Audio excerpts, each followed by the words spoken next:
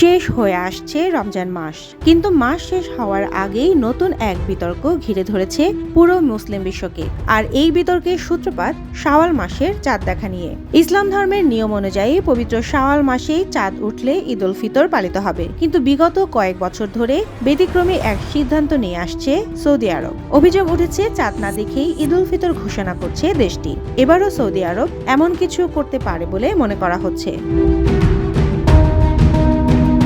জ্যোতির্বিদরা বলছেন শনিবার অর্থাৎ ২৯ মার্চ বিশ্বের কোথাও থেকে এমনকি মধ্যপ্রাচ্য থেকেও নতুন চাঁদ দেখা যাবে না, কিন্তু চাঁদ দেখা না গেলেও রবিবার ঈদ উল ফিতর ঘোষণা করতে পারে সৌদি আরব। মিডল ইস্ট আই বলছে কয়েক বছর ধরে সৌদি চাঁদ দেখার ব্যাপারে ভুল তথ্য দিচ্ছে।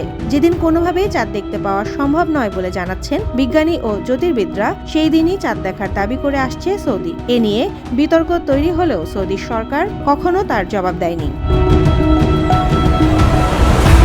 মুসলিমরা চন্দ্রবর্ষ অনুসরণ করেন। ১২ মাসের চন্দ্রবর্ষে মাস কখনো ২৯ বা ৩০ দিনের হয়। রমজান মাস শেষ হওয়ার বিষয়টি চাঁদ দেখার উপর নির্ভর করে। বিশ্বের কিছু দেশ নিজেরাই চাঁদ দেখে রমজান ও ঈদ শুরুর তারিখ ঘোষণা করে, আবার কিছু দেশ সৌদির উপর নির্ভরশীল। যেমন যুক্তরাজ্যে কোনো চাঁদ দেখা কমিটি নেই। দেশটির মুসল্লিরা সৌদির ঘোষণার সঙ্গে মিলিয়ে রোজা ও ঈদ পালন করে, যদিও এ নিয়ে স্পষ্ট মানা রয়েছে স্কলারদের।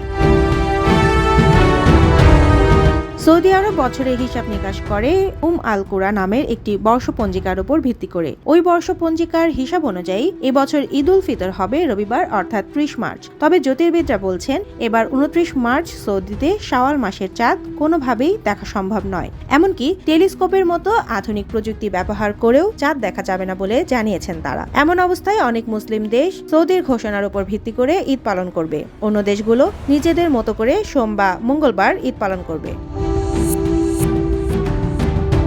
২০২৩ সালে সৌদির ঈদ ঘোষণার তারিখ নিয়ে প্রশ্ন তুলেছিলেন জ্যোতির্বিদরা। তারা বলেছিলেন এ দিন ঈদ হবে না, কিন্তু সৌদি ঠিকই ঈদের ঘোষণা দিয়েছিল। এ নিয়ে সৌদির কাছে চাঁদ দেখার প্রমাণও চেয়েছিল জ্যোতির্বিদরা, কিন্তু সৌদি কোনো প্রমাণ ছাড়াই ঈদের ঘোষণা দিয়েছিল। এবারও এমন কিছুই ঘটবে বলে শঙ্কা জ্যোতির্বিদদের। সুবর্ণা মেহজাবিন, দেশকাল নিউজ।